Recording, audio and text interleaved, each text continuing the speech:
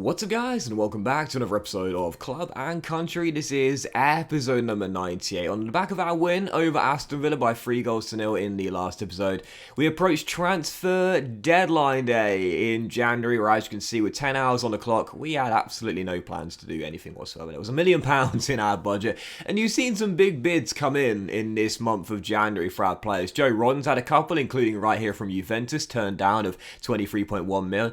Dan James had a bid over £60 million from Villarreal as well. The reason why I don't block the offers, by the way, just for those curious, is because, well, you know I'm not going to sell these players. Of course, why would I? Because I've talked about it before. In a series like this, you know, the money is worth a lot less than the players of good quality for the nation that we're currently managing the club with. But the reason I don't block the offers is just because I find it interesting. Just because I find it quite interesting to see the bids from the AI clubs, what clubs want them, how much they're willing to put in. Of course, I never consider selling. I've talked about it before. If Real Madrid put in a bid of £100 million for Rashica, for example, I turned it down because what would be the point? Like, seriously, the money is worth very little to me as opposed to having the highest rated wing back in this Wales country. Like, it would be pointless, you know, pointless selling. And it's the same with like Matondo. Real Madrid, PSG, whoever could put in a bid of £500 million, but what player could I replace Matondo with? He's 91 overall. He's the best striker in the world, although he is now, of course, third in the Golden Boot race because Humphrey's incredible form, had to show you this, means he now leads to over 24. He is top of the assist charts, though, level with Gavin with 16 each. And Lee Price, by the way, is going for the Golden Glove. I can't remember the last time I won the Golden Glove in this year's FIFA career mode due to how tough it is to get clean sheets this year, as West Ham, Spurs and Brighton are our Premier League fixtures here in February. And we also have the first leg of our Champions League last 16 tie away in Naples against Napoli. And also the draw for the FA Cup last 16 was made, by the way, as I was getting through to the first game today, and we have been drawn against, well, the luck was going to run out at some point, Liverpool in the last 16 of the FA Cup. And I actually briefly talked about this in the last episode during our big demolition job at Kenilworth Road against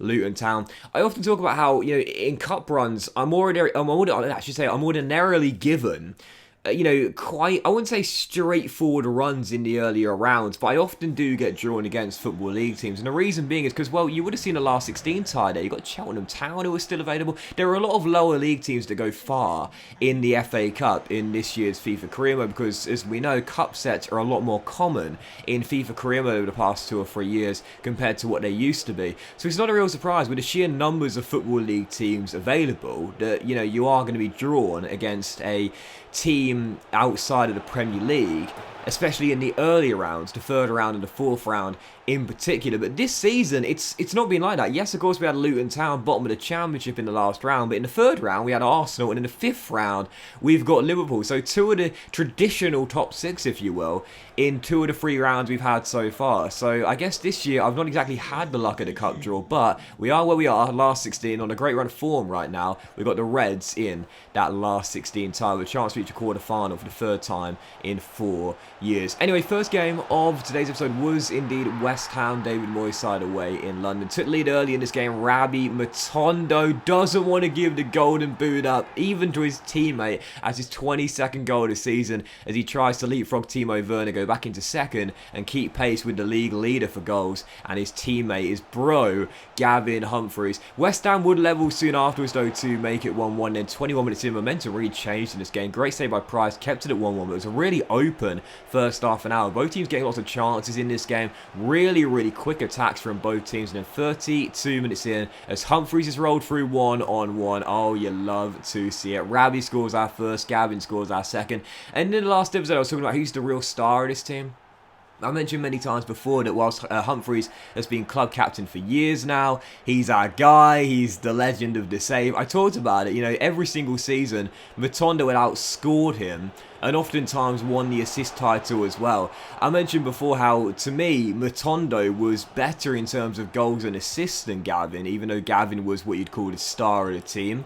And in this game, both getting goals as we led the game once more to make it 2-1, and there were 10 minutes to go. Rabbi Matondo wraps it up. Rashica, who's having a brilliant season for us this year on the offensive end, storming down the right, rolls it across, and there is Rabbi to bag his brace for goals. 22 and 23 this season as we extend our lead to 2, get ourselves a cushion and hold on for the 3 points. Final score at the London Stadium, 3-1 Newport County. And again, just like our last win, the goal scorers, Matondo and Humphreys. I need them both. I need them both. They both need to be in this team for us to be successful. I can't just have one of them. They are both as important as each other to me as we get the win there by 3 goals to 1. Still, following that, as you can see, we had a bit for Joe Rodden once again turned down. This one coming in from West Ham, though. Like I said, the reason why I don't block these off is because I'm very interested to see what clubs put the bids in, you know. But for our second and final game, this is going to be the first leg of our Champions League last 16. Napoli away from home at the Stadio San Paolo, and heading into the tie right now, they're in 5th place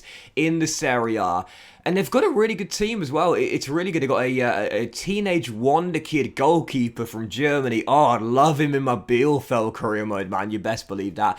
A reasonably good defense. Brahim is there in the prime of his career at 28 years old. Gundogan, the vet, at 37. Wouldn't be much use now, but Ndombele's just joined the January window at 87 overall. Lucas Paqueta is there as well. Hakan Çalhanoğlu now in his 30s as well. And up top as well, they've got Orellano, Rafa Mir, and Victor Osimhen is still there as well. He's one of my favourite strikers in FIFA. 87 overall, 29 years old, prime of his career right now. And Francisco Trincao is also part of this Napoli squad as well. So this is a decent team. Like, this is a really, really decent Napoli team. And I said when the draw was made, our reward for topping the group was a runner-up. But as we know in the Champions League, because of the calibre of teams, it doesn't always mean that much. But even so, Napoli away, whilst I'd say we were still favourites for the tie, I didn't think this would be a routine path to the quarter-final. So heading into it, very strong lineup, of course, away in Naples for this one. Really wanted a strong first leg. As we know, no more away goals in European ties, so they don't count double anymore. So I used to say all the time back in my old career modes, and if you've been a long-term sub of mine, you'll know this. I used to say, like, every single European tie in the away leg, I was going to look for as many goals as possible. But now it's a little bit different because they don't count for double. But even so, of course, you still want to get a solid first leg result to take back home for the second. And early on into the game, what a fantastic start. Rabbi Matondo opens the score and makes it 1-0. We have the early lead, but 18 minutes in, Napoli found their leveller. This was class. You know I'm a sucker for a nice assist. I brought out Lee Price to try and put off Victor Osimhen. He's unbelievable in this game, though. Back heel to Lucas Paqueta. Napoli have their leveller, and there were 5 minutes to go before half-time. In a half of, to be fair, not too many chances, but clear-cut ones. Victor Osimhen was playing support striker in this game for Lucas Paqueta. The bromance between these two was reminding me of a certain Rabbi Matondo and Gavin Humphreys. As you saw once again, Osimhen rolling through Paqueta. Brilliant finish past Price into the right-hand side of Price's goal. And we trail Napoli right before the break, from leading to behind. And like I said, this is a good Napoli team. I knew this wouldn't be an easy tie, despite the fact we would be considered favourites, and we trail for the first time in Italy. So Napoli have the lead here in Naples, but right before the break, we get a helping hand and a stroke of good fortune, and you know I'm going to take it. Matondo scored our first. Gavin claims our second.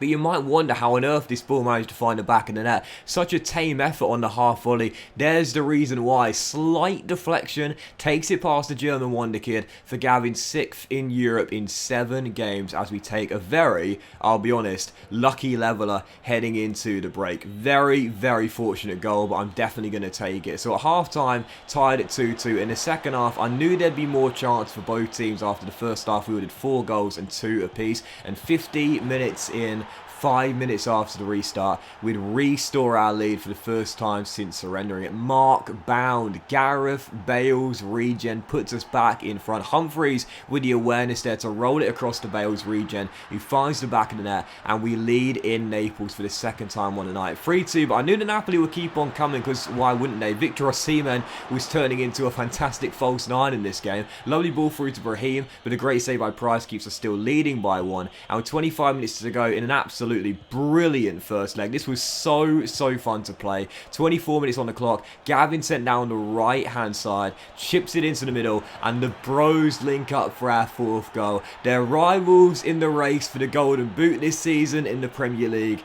but they're still brothers, they're still teammates, they're still heroes in this team. Humphreys chips it into the middle, Rabi beats his man to the ball and volleys it past the German wonder kid to make it 4-2. And at that point there, we had a 2-goal lead for the first time in the game, and Napoli started to deploy those tactics, and I've mentioned them many times before, where they just throw body after body after body forward, and when they do that, it's going to open up space to run in behind. And when you've got a fast set of players, all you got to do is work the ball in behind that high defensive line, exploit the space left in behind, and you're through one-on-one. Exactly what happened for our 5th goal, as Alan Bound off the bench storms down the right, rolls it across, and Tyler Roberts also off the bench wraps up the game, wraps up the win, 5-2 away in Naples. Brilliant victory, fantastic win. I knew it was going to be a tough first leg, and it definitely was defensively, but we get a big first leg result there to take back to Ronnie Parade. Lose the game by no more than 2 goals, and we will be through to the quarterfinals of